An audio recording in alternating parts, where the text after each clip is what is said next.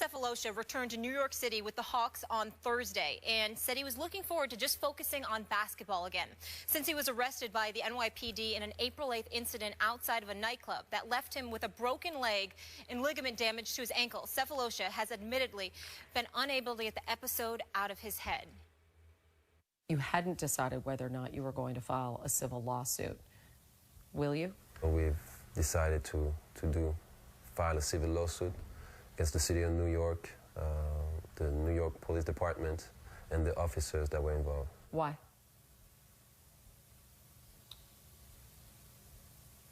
Because there's a lot of unknown about how this will affect me 2 years from now, 5 years from now, 10 years from now. Earlier this month, he was acquitted of all charges. Stephen A., is he right to pursue this matter? He's absolutely correct, Molly, Skip. The fact of the matter is that he was assaulted. He was assaulted by a police officer in New York City. There is no way around that. We've seen some of the video, and it was, if you look at it, it was just completely unnecessary. You can point, they can point to the fact that he was a large, seeming African American, even though he's from Switzerland. He's a black man. He was wearing a hoodie. There were several police officers that grabbed him. Grabbing him is one thing. Kicking him and hitting him is an entirely different matter altogether. And by the way, keep in mind, this is while he was trying to extend some dollars to a homeless individual, point number one. And point number two, it was while he was out with his some of his Atlanta Hawks teammates celebrating having clinched the division crown. When you take those things into consideration and the fact that at least one of his teammates was with him and he happened to be white, yet nothing happened to that individual, but somehow, some way, it happened to Thabo Sefolosha, then there is no question that raises a red flag. It raises some eyebrows, and he is completely within his right to pursue a lawsuit against the NYPD, particularly when you consider in the fact that he's just months removed from winning his case because they actually tried to file charges against him as if he did something wrong. So that definitely raised another red flag as well. And I think it's important and it's incumbent upon me specifically on this radio show, on this television show, sitting here in this chair, to acknowledge the fact that, again, these are not isolated incidences. It doesn't appear to be the case, at least in the eyes of black Americans. The reality is that when it comes to the issue of police brutality, I have spoken about this on several occasions. I encourage people from all communities to obey the law, to understand that police officers are law enforcement officials, and you should listen to what they're telling you to do.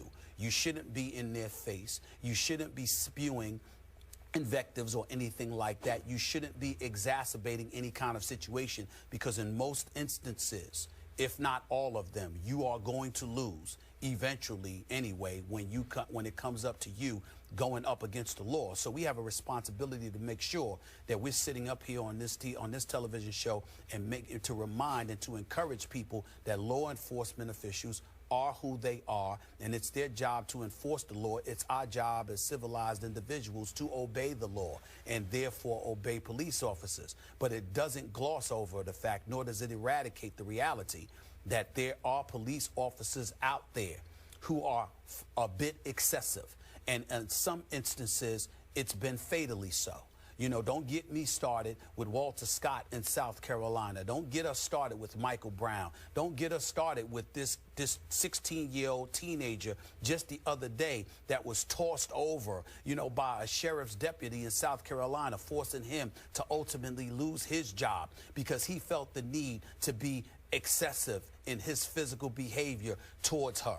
Regardless of what the circumstances were, she wasn't a threat. She certainly didn't put her hands on him. And the fact is that this is a girl that just lost her mom recently and is a foster child. None of that's taken into consideration in all likelihood because the officer did not know that. But there's a lot of things that they don't know. And if you don't pose a physical threat to a police officer, there's no reason on earth for a police officer to be doing what the police officer did in the Thabo Sefolosha case, and obviously in the case that I just mentioned with the girl in South Carolina. These are problems that have permeated the African-American community. It's something that's being talked about. It's something that needs to be investigated thoroughly and even more so. But there is no denying that there is a problem. There is no denying that even though everything can't be perfect about the Black Lives Matter movement in some people's eyes or whatever, as it pertains to the issue of police brutality, I don't want to sit there and label or stigmatize or excoriate police officers, because I know one thing: when I need help, I'm calling 911, and it's them. And by and large, they do the right things. And there are black police officers, so let's keep that in mind as well. This is not a race thing in that respect, but we have individuals with darker pigmentations, whether they are African Americans or, in the case of Sefolosha, who's from Switzerland, that literally can make the case that there has been excessive behavior exercised against them, and something needs to be done to address it. We can't keep quiet about it, because the fact of the matter is it deserves a hell of a lot of noise. It's just that simple. I 1,000% agree with everything you just said. Obviously, Stephen A. Smith, I cannot remotely identify with this situation the way you can. But clearly, I admire this man for pursuing this to the nth degree in the court of law, because clearly this was police brutality, and the injury that Sefolosha suffered could be career-threatening. It was so terrible. I have such sympathy for what he went through once this situation escalated to the point that it did. And I would applaud him if he pursues this to whatever he can in the court of law to get whatever justice he can get for himself, given how this situation ended. But Stephen A., if you will, allow me to talk briefly about how this situation started. Maybe I'm out of line bringing this up. Correct me if I'm wrong. But you know and I know that my ongoing theme on this show has been nothing good ever happens after midnight in any kind of nightclub situation. And there is a moral to this story. If there's anything we can take away from it that's constructive, there's an overlying moral to this story. Obviously, underlying this incident was, as you refer to, the escalating tension in this country between white policemen and black people, black-skinned people. Yet, how did it begin, Stephen A.? It's 4 o'clock in the morning. That next night, that same night of April the 8th, they have a game. And again, they had clinched, but they have a game coming up against the Nets. The Atlanta Hawks do. The Hawks at that point were 58-19, 8 games better in the Eastern Conference than the second place Cleveland Cavaliers. So they are riding high.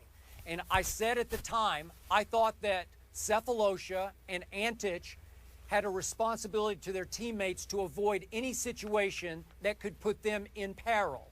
So what happens? An incident breaks out in a Manhattan nightclub down in the Chelsea area. And the police are there, and they're screaming at everyone in the club to quote Thabo, "Get the hell out, get the hell out." And they're rushing people out of the nightclub into the street, and he stopped, as you point out, to give $20 to a begging homeless man. And another policeman says, "No, you got to go. Get the hell out of here." And Thabo said that he spoke to the policeman, engaged him in conversation, something in the vein of, you can speak more nicely to me than that. Well, Stephen A., I think you'd be with me. There are times you just can't engage verbally with the police. No matter what the situation is, you just should go on, just move along. But then it escalated again. Then Sefolosha admits he got mad at one of the policemen, and he said to this one policeman, "You're a midget and you're mad." And that sent that policeman over the edge into what I would see as police brutality. And all of a sudden, he's going to the ground, and a baton is flying. He's getting hit. He's getting kicked in the back of the leg, and he breaks his ankle badly. Now, to me, is there any, like I said, any constructive takeaway here? What were you doing out at 4 o'clock in the morning at the nightclub? And number two, if the police tell you to get the hell out, you just have to do it. You can't invite any more trouble. Is that fair? You've been in those situations before. Is that fair of me to bring up? Well, it's fair of you to bring up because consistently some of these incidents happen at that particular time of night. So I definitely get where you're coming from, particularly in this day and age. There appears to be a lack of respect and an appropriate level of decorum given to authoritative figures and adults by and large. We live in a society right now where that old school mentality of respecting your elders appears to have gone out the window, where there are a lot of young adults that just don't do that. So generically speaking, or theoretically speaking, you have a point, but it's not applicable as it pertains to this Thabo Sefolosha incident in question. If you look at where he's standing, it's not just him giving to a homeless individual. I think it looked as if the person that he was with was literally lying on the ground. That's point number one. Point number two, yeah, the police officer is telling you to get out of here, but by virtue of the police officer telling you to get out of here, you have clearly been defined as somebody who is not a threat. Because if you were a threat, they would have handcuffed you, et cetera, et cetera. But clearly by telling you to get on out of here, that means they don't perceive you to be a threat because they're letting you walk away. So why would you then feel the need to gang tackle him? And while you have him down, Skip, you kick him in his ankle, and on top of it all, you hit him with a baton. Sure. What is the reason for that? So what I'm saying is that generally speaking, your point is valid. If you want to avoid trouble, it would help not to be out so late, especially in this day and age with the way young folks in our society are tending to act. The flip side is that you still can't, and I know you were not doing it, but no one can excuse what we saw from these police officers because you had already deemed him not as being a threat. So basically, because you said something to him and he said you don't have to speak to me that way and he called you a midget, that's cause to gang tackle him, kick him in the ankle, and beat him with a baton? Now, that's the point. And if you did that, and here's the key thing, Skip, if you did it with Thabo Sefolosha, who is not a threat, who you have classified as not a threat, meaning the police officers, not a threat. What are you doing to other people out there that you could conceivably sit there and say, totally well, agree. we're not sure? That's where it comes in, and that's where the police officer has to be made accountable. I'm with you. My point is, because that's operating right now, just walk away from it. It's too dangerous. I agree.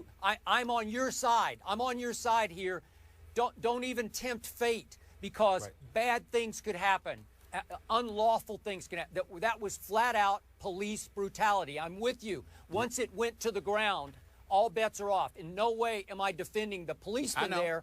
I'm just saying, if anyone's watching right now, please think about, don't put yourself in that situation. Try to avoid that kind of situation, because bad things happen. We agree. We agree. Unfortunately. Fair enough. Nothing good happens after midnight, but he did suffer physical and emotional scars, causing him, of course, to miss time from his job, and I applaud him for moving forward. He'll now sue for $50 million.